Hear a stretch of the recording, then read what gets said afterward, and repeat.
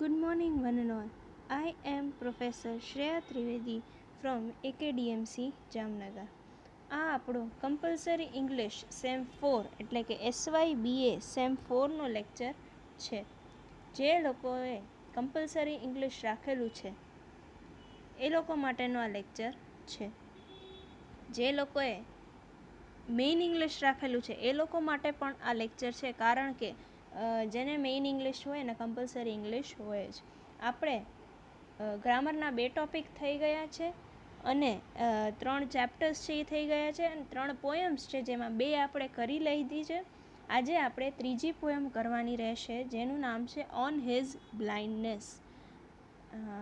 આ પોયમ જેને લખી છે એ છે જ્હોન મિલ્ટન. એક બહુ સારા એવા મેટાફિઝિકલ પોએટ છે. મેટાફિઝિકલ પોએટ એટલે કે એક ગ્રુપ ઓફ પોએટ્સ કે જે મેટાફિઝિક્સ ઉપર વધારે વાત કરે છે. હવે આ આખો ટોટલી ઇંગ્લિશ લિટરેચરનો આખો એક ટોપિક છે. બહુ વધારે પડતું ડિસ્કસ ના કરવા કરતાં આપણે ખાલી એટલું સમજીએ કે એક બહુ ફેમસ એવા ઇંગ્લિશ પોએટ છે. John Milton was an English poet best known for his epic poem Paradise Lost and his prose Areopagitica, an attack against pre-printing censorship. Paradise lost અને પેરેડાઇઝ રીગેઇન્ડ આ જે છે એમાં પેરેડાઇઝ લોસ્ટ જે છે એના માટે સૌથી વધારે ફેમસ છે જ્હોન મિલ્ટન. અને બીજું એક પ્રોઝ વર્ક પણ છે એના માટે પણ એ બહુ ફેમસ છે. Born in London, Milton obtained his Masters of Arts degree from the University of Cambridge in 1632. લંડનમાં જન્મ થયો અને પોતે માસ્ટર ડિગ્રી કેમાંથી લીધી? યુનિવર્સિટી ઓફ કેમ્બ્રિજમાંથી. He struggled to get his work published and it was only in 1667 that his first major piece of work, Paradise Lost, was published.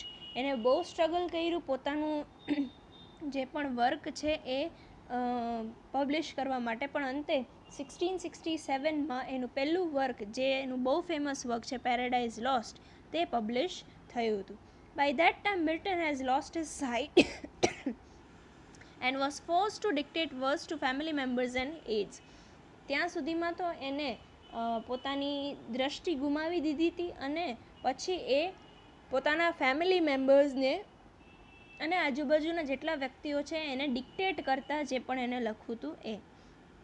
Considered to be an incredibly influential literary figure, Milton's poetry was distinguished by its use of blank verse, peculiar diction and an unconventional rhythm.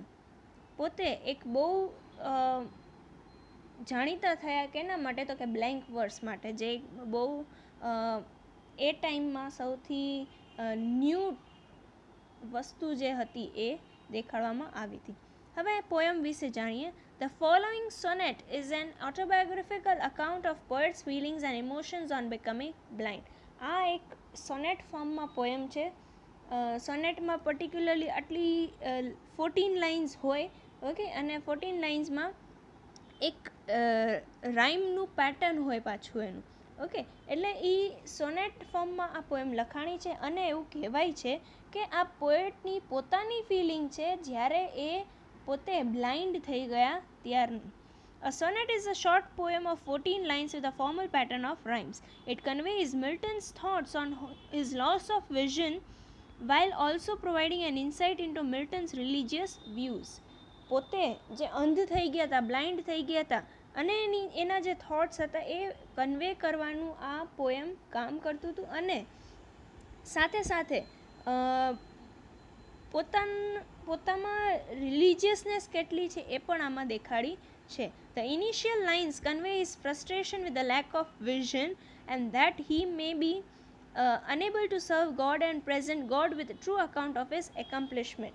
પહેલી જે અમુક lines છે આ પોયમની એનો ગુસ્સો દર્શાવે છે કે હવે એ ભગવાનને પૂજી નહીં શકે, એની માટે કાંઈ કામ નહીં કરી શકે ભગવાન માટે. His ability to write, the only talent that he has been hindered by his lack of vision. એની પાસે એમ સમજતા હતા કે મારી પાસે એક જ તો એબિલિટી હતી કે લખવાની, એ પણ એ કે ભગવાને મારા પાસેથી છીનવી લીધી.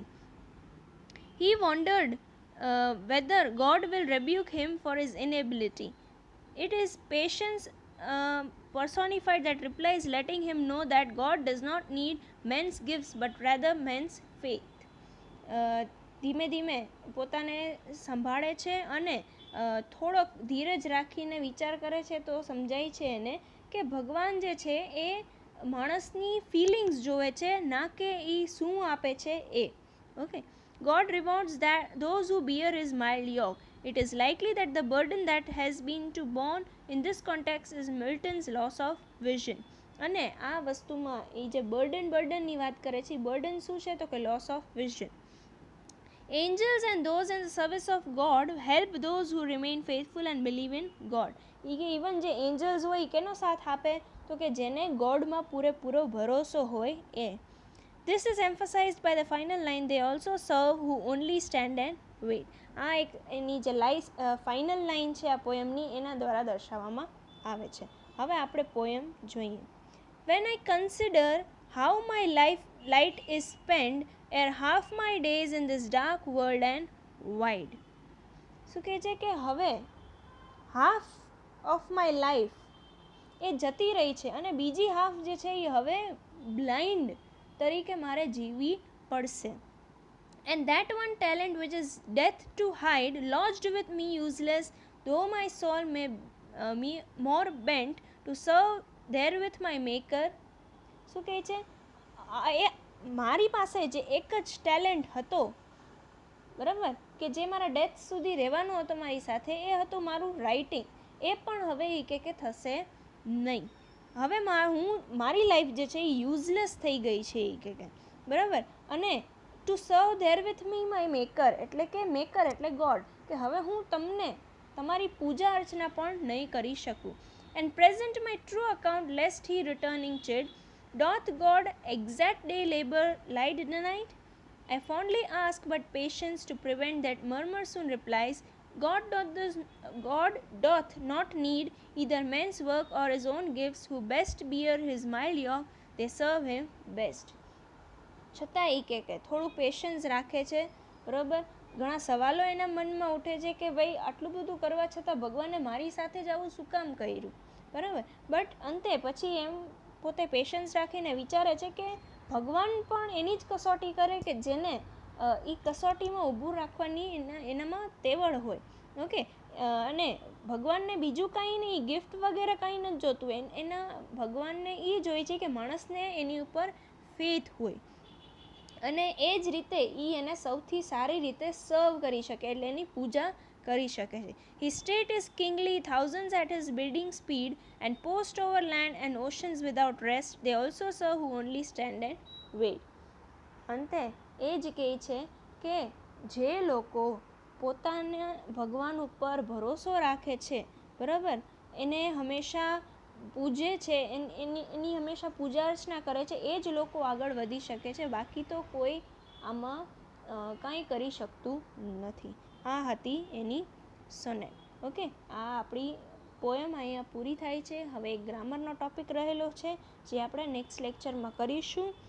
ટિલ દેન તમે આ બધું રિવાઇઝ કરો અને કાંઈ પણ પ્રોબ્લેમ હોય તો મને પર્સનલી પૂછજો. And yes, don't forget to comment your name and roll number in the comment section. ભૂલ્યા વગર તમારું નામ અને રોલ નંબર કમેન્ટમાં લખજો, કારણ કે એના દ્વારા જ તમારું ઇન્ટરનલ્સ મુકાશે. સો નેક્સ્ટ લેક્ચરમાં ફરી મળીશું ગ્રામર ટોપિક સાથે. So till then, have a good day, be safe, wear the mask, use sanitizers, have social distancing, અને yes, we will meet surely in the next lecture. Thank you and have a nice day. By.